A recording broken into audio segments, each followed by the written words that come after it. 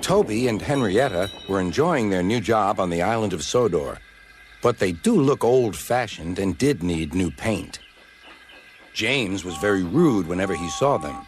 "Yuck! What dirty objects," he would say. At last, Toby lost patience. "James," he asked, "why are you red?" "I am a splendid engine," answered James, "ready for anything. You never see my paint dirty." "Oh," said Toby innocently, "that's why you once needed bootlaces, to be ready, I suppose." James went redder than ever and snorted off. It was such an insult to be reminded of the time a bootlace had been used to mend a hole in his coaches.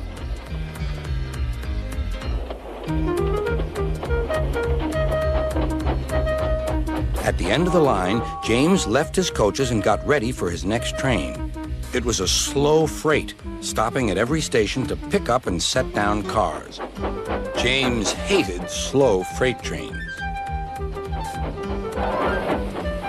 Dirty cars from dirty sidings. Yeah!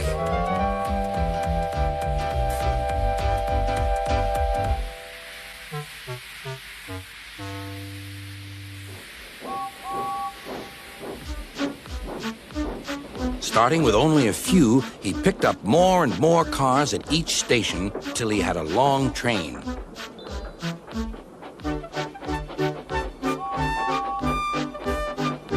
At first, the freight cars behaved well, but James bumped them so crossly that they were determined to get back at him.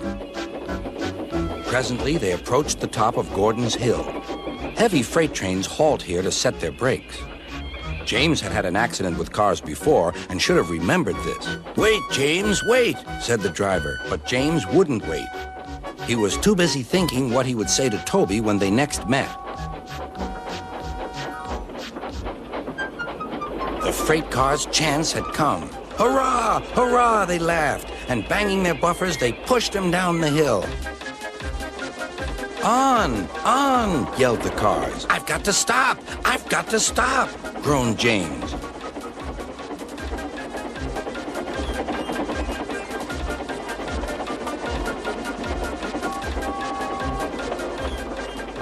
Disaster lay ahead.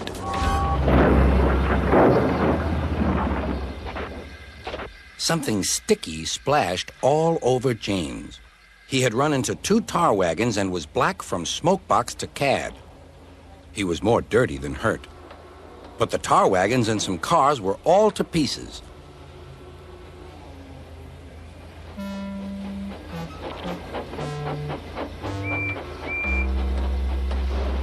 Toby and Percy were sent to help and came as quickly as they could. "Look here, Percy," exclaimed Toby. "Whatever is that dirty object? That's James, didn't you know?" "It's James's shape," said Toby. "But James is a splendid red engine, and you never see his paint dirty." James pretended he hadn't heard.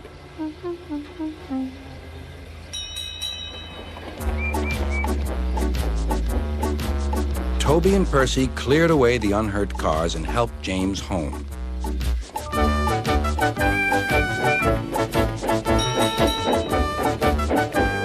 Sir Topham Hatt met them. "Well done, Percy and Toby." He turned to James. "Fancy letting your cars run away." "I am surprised. You're not fit to be seen. You must be cleaned at once. Toby shall have a new coat of paint." "Please, sir, can Henrietta have one too?" said Toby. "Certainly, Toby." "Oh, thank you, sir. She will be pleased." All James could do was watch Toby as he ran off happily with the news.